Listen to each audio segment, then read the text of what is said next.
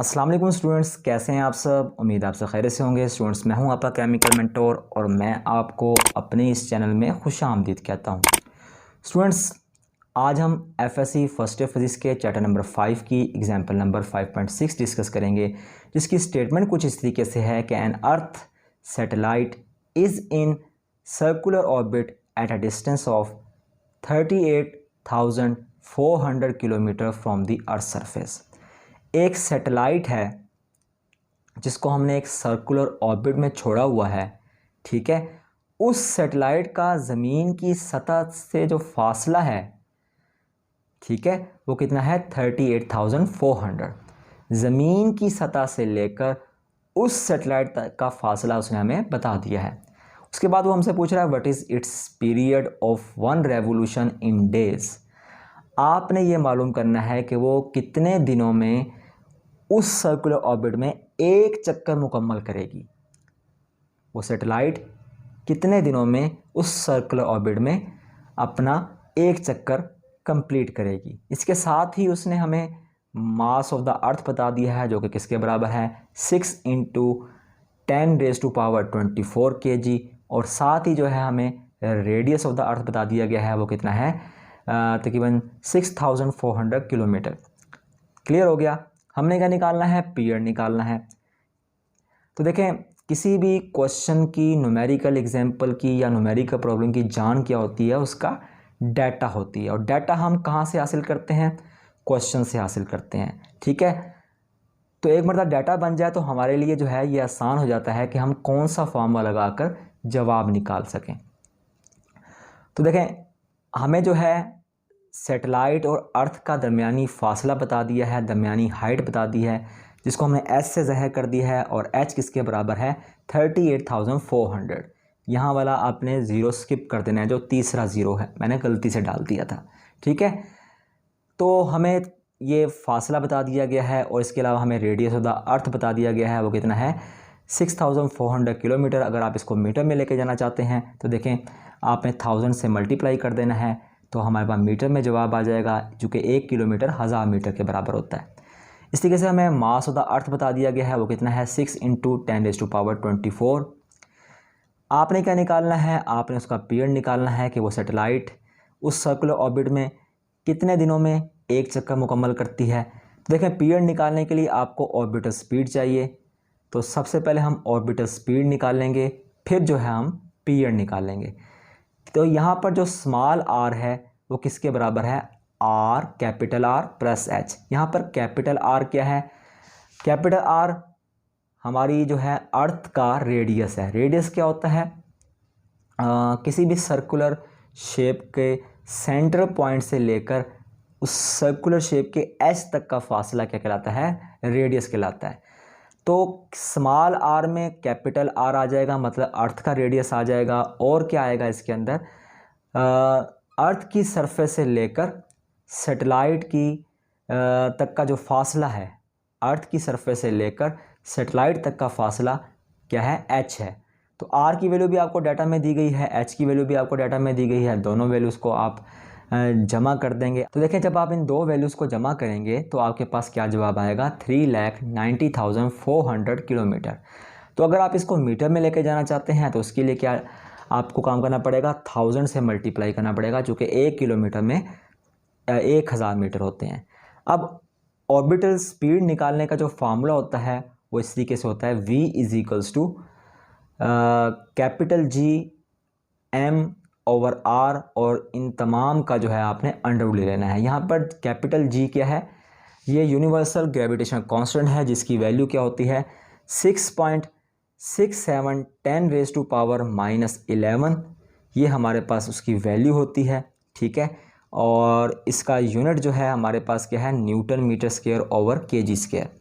Clear हो गया। Capital M की वैल्यू आपको डाटा में दी गई है। और इसके अलावा रेडियस की वैल्यू हमने जो है साइंटिफिक नोटेशन के लिहाज से लिख दी। अगर आप डेसिमल, वैसे तो कैलकुलेटर पे आपको साइंटिफिक नोटेशन के लिहाज से जवाब आ जाएगा, ठीक है, इंजीनियरिंग सिस्टम के लिहाज से। मगर अगर आपके पास इस तरह का जवाब आता है तो आप इसको भी जो है पावर के लिहाज से 10⁻पावर के लिहाज से लिख सकते हैं। समझे, यहाँ पर डेसिमल पॉइंट है तो आपने पीछे आना है 1 2 3 4 5 6 7 8, ठीक है, 3 से पहले, तो ये 3.904 10⁸8 बनती है। ये तमाम वैल्यूज़ मैंने यहाँ पुट की। कैलकुलेटर में आप क्या काम करेंगे, आप 6.67 लिखेंगे, EXP का बटन दबाएंगे और फिर लिख देंगे -11। आप उसको मल्टीप्लाई कर देंगे 6, फिर आप EXP का बटन दबाएंगे और लिख देंगे 24, ठीक है। जब इन दो वैल्यूज़ को आप मल्टीप्लाई करेंगे नीचे, फिर आप इस वैल्यू से डिवाइड कर देंगे 3.904, EXP का बटन दबाकर आप 8 लिख देंगे, ठीक है। आपके पास कोई जवाब आएगा, आप जो है उस जवाब को किस में कन्वर्ट कर देंगे, आप सबसे पहले उसका अंडरवुड लेंगे। अंडरवुड लेने के बाद आपके पास ये जवाब आएगा 1012.47 मीटर पर सेकंड। अगर आप इसको किलोमीटर में लेके जाना चाहते हैं तो 1 किलोमीटर में 1000 मीटर होते हैं, आपने 1000 पे डिवाइड कर देना है, तो आपके पास जवाब कुछ इस तरीके से आएगा 1.012 किलोमीटर पर सेकंड, ठीक है। यहाँ तक आपके पास जवाब आ जाएगा। तो अब आप अगर आपने इसका पीरियड निकालना है तो पीरियड निकालने के लिए फार्मूला क्या होता है, 2πr/v।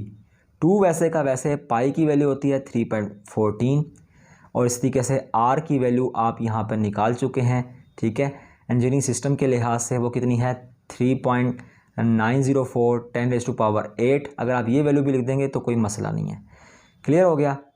नीचे आपके पास ऑर्बिटल स्पीड की वैल्यू आ जाएगी मीटर पर सेकंड के लिहाज से, वो आपने लिख दी। जब आपने ये वैल्यू लिखी तो आपके पास जवाब क्या आया, 2.42 10⁶ सेकंड, ठीक है।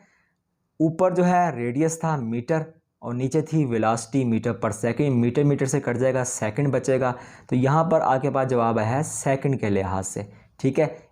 तो आपने अगर इसको डेज़ में कन्वर्ट करना है तो उसके लिए क्या काम करना पड़ेगा, आपको 86,400 से डिवाइड करना पड़ेगा, चूँकि एक दिन में 86,400 सेकंड होते हैं। सेकंड सेकंड से कट जाएगा, जो आपके पास फाइनल जवाब आएगा वो तकरीबन 28 डेज़ आएगा। इसका मतलब वो जो हमने सैटेलाइट्स सर्कुलर ऑर्बिट में छोड़ी थी, ठीक है, तो वो कितने दिन में अपना एक चक्कर कंप्लीट करेगी, 28 दिन में अपना एक चक्कर कंप्लीट करेगी। तो इस क्वेश्चन को सॉल्व करने के लिए सबसे पहले आपने क्या निकालनी है, ऑर्बिटल स्पीड निकालनी है। ऑर्बिटल स्पीड निकालने के बाद आपने पीरियड निकाल लेना है।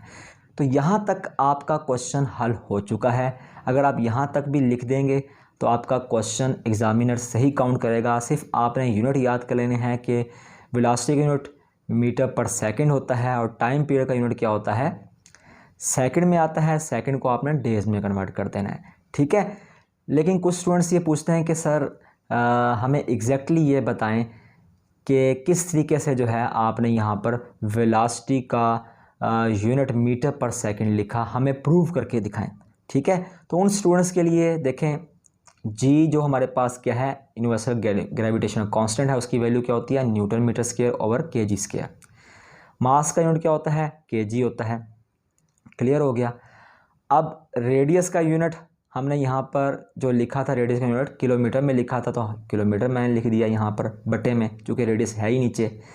फिर देखें न्यूटन किसके बराबर होता है, kilogram into metre over second square के बराबर होता है, ठीक है।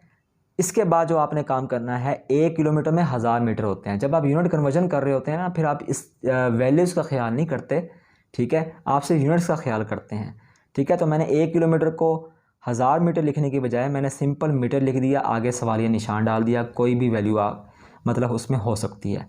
आपने इन सब तमाम यूनिट्स को एक दूसरे से काटने की कोशिश करनी है, ठीक है। जब ये तमाम यूनिट्स आप दूसरे से काटने की कोशिश करेंगे, आपके पास ऊपर सिर्फ मीटर स्क्वायर बचेगा, नीचे सिर्फ सेकंड स्क्वायर बचेगा, ठीक है। ऊपर मीटर स्क्वायर बचा, नीचे सेकंड स्क्वायर बचा। अगर आप इसका रूट ले लें तो देखें स्क्वायर हमेशा रूट से कट जाता होता है, तो हमारे पास फाइनल यूनिट क्या आएगा, मीटर पर सेकंड आएगा। तो ये उन स्टूडेंट्स के लिए है जो कंसेप्चुअली ये समझना चाहते हैं कि सर किस तरीके से जो है आपने इस फार्मूले को यूज़ करके वेलोसिटी का यूनिट जो है मीटर पर सेकंड निकाल दिया, आप हमें प्रूव करके दिखाएं।